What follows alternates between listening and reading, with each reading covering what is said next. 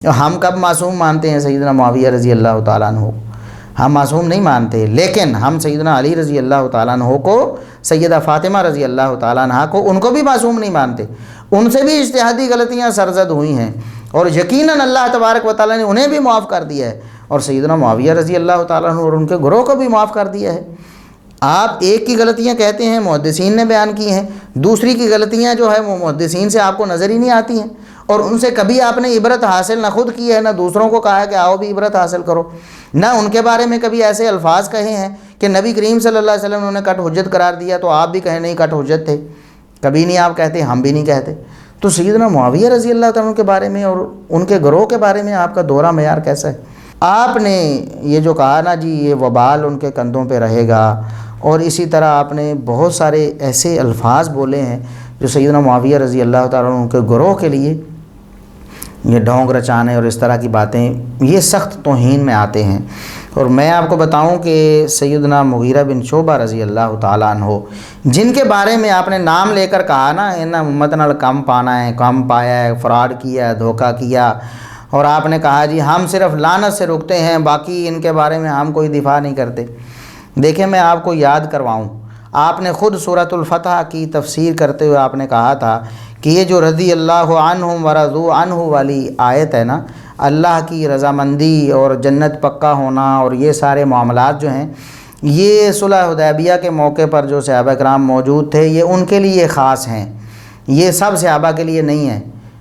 ہم نے الحمدللہ اس کا بھی تحریری جواب بھی دیا تھا، تقریروں میں بھی ہم نے اللہ کے فضل و کرم سے یہ باتیں ڈسکس کی ہیں، لیکن میں آپ کو یاد کرواتا ہوں کہ سیدنا مغیرہ بن شعبہ رضی اللہ تعالیٰ عنہ وہ صلح حدیبیہ والے صحابی ہیں، اور آپ کو پتہ ہے کہ صحیح بخاری میں ایک حدیث موجود ہے، صحیح بخاری میں 2731 نمبر حدیث 2731 نمبر حدیث ہے، صلح حدیبیہ کے موقع پر جب سفیر آ جا رہے تھے، بات چیت اور مذاکرات ہو رہے تھے، اس وقت عروہ بن مسعود ثقفی کافروں کی طرف سے آیا تھا، اس وقت وہ مسلمان نہیں ہوئے تھے، نبی کریم صلی اللہ علیہ وسلم کی داڑھی مبارک کو ہاتھ لگا لگا کر بات کرتے، عادت تھی ان کی۔ تو اس وقت سیدنا مغیرہ بن شعبہ رضی اللہ تعالیٰ عنہ صحیح بخاری کی حدیث کے مطابق نبی کریم صلی اللہ علیہ وسلم کے سر مبارک کے پاس کھڑے تھے، اور اپنی تلوار کا جو دستہ تھا وہ عروہ بن مسعود کے ہاتھ پہ مارتے کہتے میرے نبی سے اپنے پلید ہاتھ کو دور کرو، خبردار میرے نبی کو ہاتھ لگایا تو۔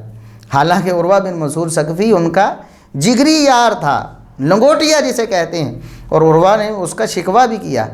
کہ کل تک ہمیں میرے ساتھ مل کے یہ کرتے رہے تم، اور آج مجھے میرے ہاتھ پہ تلوار کے دستے مار رہے ہو۔ لیکن مغیرہ بن شعبہ رضی اللہ تعالیٰ عنہ محبت رسول سے سرشار ہیں، اپنا جگری یار اور پرانا لنگوٹیا آیا ہے اس کا بھی احترام نہیں کیا ہے، کہا ہے کہ اپنے ہاتھوں کو میرے نبی کریم صلی اللہ علیہ وسلم کے جسم اطہر اور آپ کی داڑھی مبارک سے دور رکھو۔ تو یہ صلح حدیبیہ والے ہیں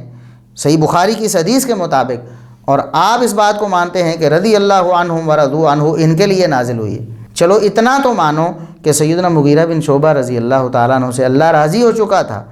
اور اللہ انہیں جنت کا سرٹیفکیٹ تھما چکا تھا ان کی زندگی میں۔ کیا ایسے شخص جن کو جنت کی بشارت آپ کے نزدیک بھی مل گئی ہے، جو پکے جنتی ہیں، جن پر اللہ ہمیشہ ہمیشہ کے لیے راضی ہو چکا ہے، کیا اس کے لیے ایسے کمنٹس دیے جا سکتے ہیں کہ امت نال کم پایا ہے؟ کیا ایسے کمنٹس آپ کے نزدیک یہ احترام ہے ان کا؟ اور کیا یہ اللہ تبارک و تعالیٰ کی اس گواہی کے منافی نہیں ہے؟ اور اللہ تبارک و تعالیٰ نے تو ارشاد فرمایا فَعَلِمَ مَا فِي قُلُوبِهِمْ، سورۃ الفتح کو پڑھ کے تو دیکھیں، اللہ نے فرمایا فَعَلِمَ مَا فِي قُلُوبِهِمْ،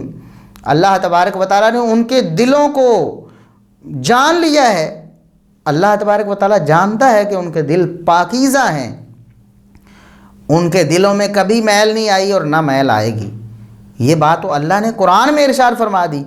اور آپ رافضیوں کے طرح خود آپ نے کہا کہ یہ رافضیوں کا کام ہے صحابہ کرام کا احترام نہ کرنا۔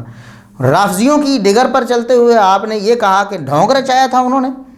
اور انہوں نے قوم کے ساتھ اور دین کے ساتھ اور امت کے ساتھ دھوکہ اور فراڈ کیا تھا۔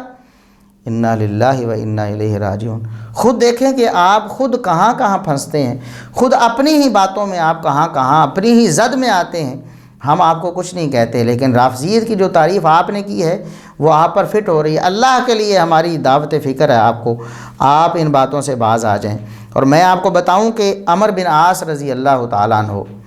اور سیدنا ابو موسیٰ اشعری رضی اللہ تعالیٰ عنہ، یہ سارے ہراول دستہ ہیں سیدنا معاویہ رضی اللہ تعالیٰ عنہ کا۔ آپ تو بات کرتے ہیں نا، حدیث عمار پیش کرتے ہیں، یہ آپ نے حدیث عمار پیش کی ہے اور اس پر بڑا آپ لوگوں کو اچھالتے ہیں، لوگ بھی بڑا جواب طلب کرتے رہے، حالانکہ اس کا جواب ہم دے بھی چکے تھے۔ یہ جو الفاظ ہیں جی، عمار کو ایک باغی گروہ قتل کرے گا، اور بریکٹ میں آپ نے لکھا کہ اجتہادی طور پر، یعنی سیدنا عمار رضی اللہ تعالیٰ کی شہادت اجتہاداً ہوگی، نیتاً و ارادتاً، بدنیتی سے نہیں ہوگی، یہ بات آپ نے لکھی ہے۔ اور آپ نے لکھا باغی گروہ قتل کرے گا۔ اب دیکھیں حدیث میں باغی گروہ کے لفظ آ گئے۔ میں پھر آپ کو وہی حدیث یاد دلاتا ہوں جو صحیح بخاری میں ہم اپنے پچھلے لیکچر میں تفصیل کے ساتھ عرض کر چکے ہیں کہ نبی کریم صلی اللہ علیہ وسلم نے سیدنا علی رضی اللہ تعالیٰ عنہ کی اس حرکت کی وجہ سے جو انہوں نے غلط کی تھی، اجتہادی غلطی، ہم تو اجتہادی کہیں گے، اللہ تبارک و تعالیٰ نے اسے معاف کر دیا، اللہ ان سے راضی ہو گیا، ہم بھی راضی ہیں۔ بہرحال اس غلطی پر نبی کریم صلی اللہ علیہ وسلم ناراض ہو گئے، اور آپ نے فرمایا کہ انسان کتنا کٹ حجت اور ہیلہ باز ہے، تو کیا آپ ساری زندگی ہمیشہ کے لیے سیدنا علی رضی اللہ تعالیٰ کو ہیلہ باز اور کٹ حجت کہنا شروع کر دیں گے؟ اور اگر کوئی ناسبی ظالم ایسا کرے گا تو آپ اس کی تائید کریں گے؟ کبھی نہیں کریں گے نا۔ تو اگر نبی کریم صلی اللہ علیہ وسلم نے لغتاً ایک گروہ کو کہا ہے کہ وہ باغی گروہ ہوگا، اور آپ نے اس کو اتنا اچھالا ہے باغی باغی باغی، اور اس کو اصطلاحی باغی بنا دیا ہے، جو اللہ اور اس کے رسول کا باغی ہوتا ہے، آپ نے وہ بنانے کی کوشش کی اسے، اور یہاں پمفلٹ میں آپ نے اجتہادی طور پر لکھ کر یہ ثابت کر دیا ہے کہ آپ کی جو لیکچرز میں جو باغی باغی کا لفظ اور اس طرح کی باتیں ساری کی ساری غلط ہیں، آپ ان کی غلط تشریح کر رہے ہیں۔ اور پھر اس حدیث کے آخر میں وہ الفاظ ہیں جنہیں آپ لوگ بڑا اچھالنے کی کوشش کرتے ہیں کہ وہ جماعت اس کو دوزخ کی طرف بلائے گی، عمار اس جماعت کو جنت کی طرف بلائیں گے، لیکن وہ جماعت عمار کو دوزخ کی طرف بلائے گی۔ کہتے دیکھو جی، پھر اشارے آنکھوں سے بھی اور سر سے بھی اور پھر اس طرح کے، تو دوزخ کی طرف بلائے گی۔ اس سے مراد کیا ہے؟ ہم آپ کو بتاتے ہیں کہ وہ جماعت کن لوگوں پر مشتمل تھی۔ اگر اس سے مراد معاذ اللہ یہ ہے کہ وہ دوزخی ہوں گے یا وہ ایسے گناہ گار ہوں گے یا مجرم ہوں گے، تو پھر یہ جو قرآن کریم کے بقول آپ کے نزدیک سیدنا مغیرہ بن شعبہ رضی اللہ تعالیٰ عنہ ہراول دستے میں ہیں، مغیرہ بن شعبہ رضی اللہ تعالیٰ عنہ سیدنا معاویہ رضی اللہ تعالیٰ عنہ کے دستے راست ہیں، تو ان کے بارے میں آپ بھی کہتے ہیں کہ اللہ ہمیشہ کے لیے ان سے راضی ہو گیا، وہ پکے جنتی، انہیں سرٹیفکیٹ مل گیا۔ آپ بھی کہتے ہیں کہ یہ جو صلح حدیبیہ والے، غزوہ حدیبیہ والے تھے، قرآن کریم کی سورہ فتح کی آیات ان کے بارے میں نازل ہوئیں، فَعَلِمَ مَا فِي قُلُوبِهِمْ، اللہ تبارک و تعالیٰ نے ان کے دلوں کا امتحان ہی لے لیا ہے، تو ان کے بارے میں آپ کہتے ہیں کہ وہ جناب معاذ اللہ اس حدیث کے زد میں آ کر دوزخی ہیں یا اس طرح کا کوئی معاملہ ہے۔ اور پھر دوسرے صحابی عمر بن عاص رضی اللہ تعالیٰ عنہ، یہ مسند احمد میں 8042 نمبر 8042 نمبر حدیث ہے، نبی کریم صلی اللہ علیہ وسلم نے ارشاد فرمایا ابن العاص مؤمنان، اور یہ ساری صحیح حدیث میں عرض کر رہا ہوں، ان میں سے کوئی بھی ضعیف حدیث نہیں ہے۔ آپ صلی اللہ علیہ وسلم نے ارشاد فرمایا ابن العاص مؤمنان، عاص کے دونوں بیٹے مومن ہیں، اور آپ نے نام لے کر ارشاد فرمایا ہشام و عمر، ہشام بن عاص بھی مومن ہے اور عمر بن عاص بھی مومن ہے، جس کے ایمان کی گواہی بذریعہ وحی نبوت نبی کریم صلی اللہ علیہ وسلم دیتے ہیں۔ آپ ان کے بارے میں کہتے ہیں کہ وہ ڈھونگ رچاتے رہے ہیں،